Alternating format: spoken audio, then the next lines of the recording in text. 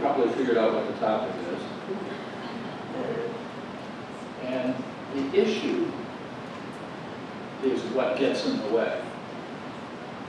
We're free to be, except. And the problem is our thinking. Our problem are these ideas that filter into our mind. And these ideas come from a whole gaggle of sources. One of these ideas might come from your mother. Another might be something that your dad said over and over and over again. In doing my preparation for this lesson today, I did some of the questioning that I'm going to share with you. But this particular example is, I can see so clearly that my opinion of other drivers is a carbon copy of what my dad said. He would just grumble and fuss. And I thought about that and I said, oh my goodness, here I am, being my dad. And that's what we do. And in addition to that, we have a subconscious mind. And the subconscious mind is quite literally a sponge. It sucks up everything that's out there. It has no capacity to determine whether an idea is good, bad, or indifferent. It simply cannot do that. The conscious mind can. The conscious mind has that ability to make choices. But the subconscious mind is simply a sponge.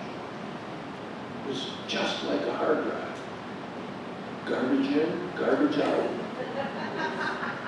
And we inadvertently become inundated with ideas that may or may not work. And guess what? They're in our subconscious. So we're not even aware of it. We're not even aware of what's in there. Because it is underneath consciousness. So by definition, we can't know what's in our subconscious. We have a pretty good idea that there's something there, but we don't, without inquiry, know what it is. And Carl Jung is a great therapist. In fact, he created the whole Jungian school of psychotherapy. And one of Jung's suggestions is that there is a collective unconscious. And the collective unconscious consists of every single idea that has ever been thought. And it's floating around out in this sea. And these thoughts, ideas, something in the collective unconscious floats by. And our mind says, oh, well, I think I'm attracted to that, and gloms on to it. So we have all kinds of sources of interference. We are kept from being our authentic self by the ideas that we have collected from God knows where. And so what is required, if you wish to live the life of your dreams, if indeed it's important to you to accomplish your soul's mission, and every soul that incarnates in this place has a mission, But if you don't listen, if you don't pay attention to your own soul, to your higher self, you might miss the boat.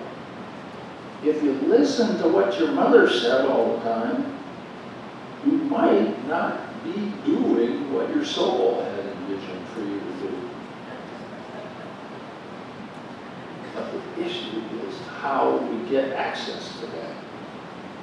These ghosts and goblins are lurking in our subconscious. We have to begin the process of inquiry. We have to say to ourselves, and this is work, this is not a casual 10 minutes before meditation. This is serious work that has to be done in order to literally live the life of your dreams. The question you might ask yourself is what? What does guilt, shame, or betrayal keep me from doing? And you have to look at your life. You have to look at your feelings. You have to look at how you react given that question.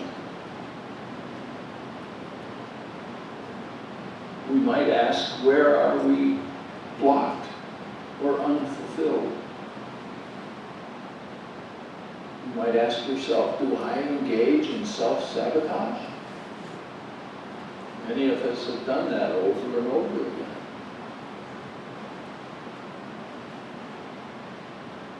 And these considered reflections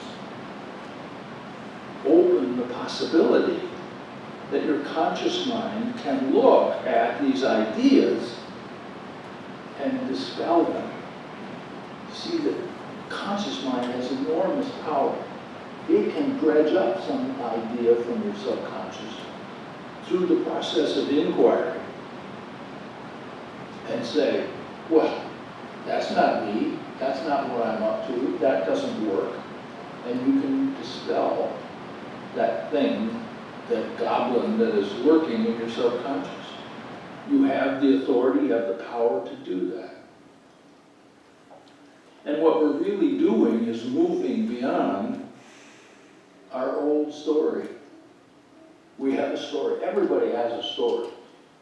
Everybody has maybe an unconscious story that they're not even aware of. But once you have this awareness, you can dispel it and change your story. You can move beyond what has limited you, what has kept you from being who you choose to be, who you really are. You might ask, what ancestral presences are at work in my choices? What keeps me doing what I don't want to do? What keeps me from doing what I choose to do? You might look at what your parents' chief worry was and see if that carries some gravitas in your world. Do you worry about what your mother worried about? I can't answer that question for you. Only you can answer the questions. Only you can ask the questions. And this process involves inquiry. It's work. It's not casual. It's not just, that sounds like a nice idea. I think I'll do that. No, this is work.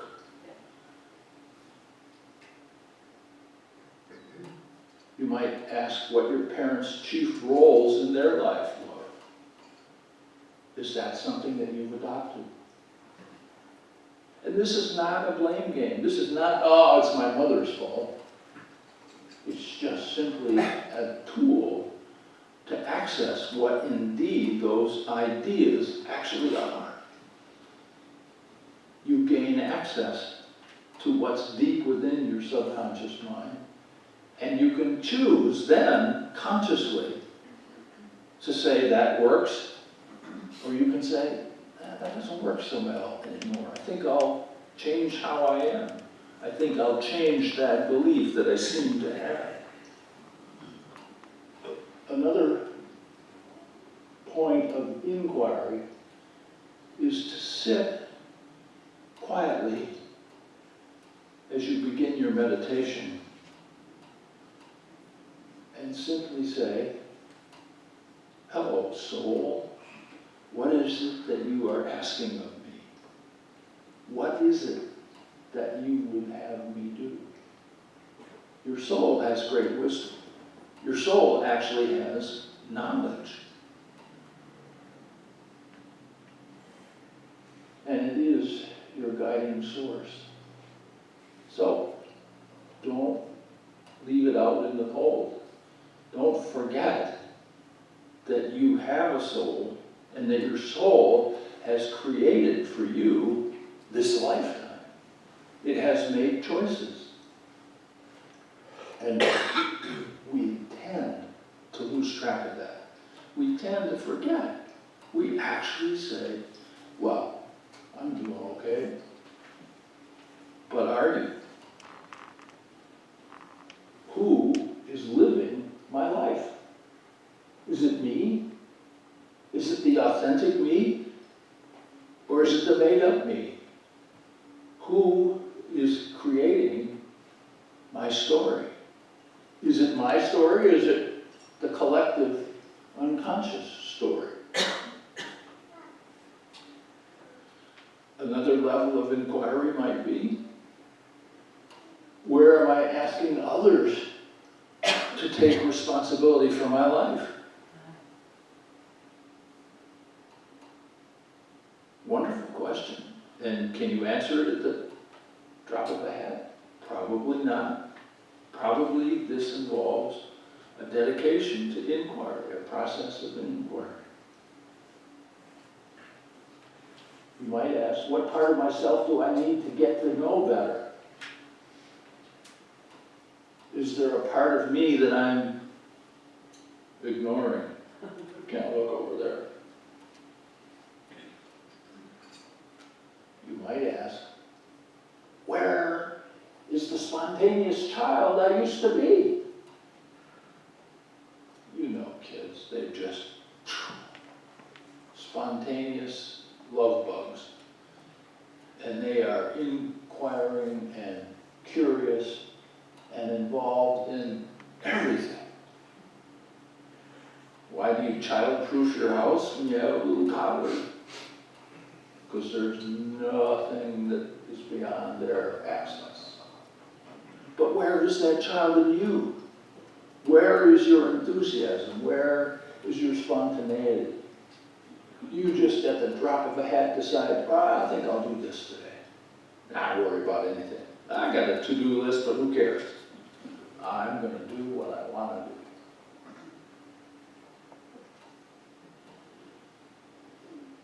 You might ask, what worldview and strategies of my parents am I perpetuating?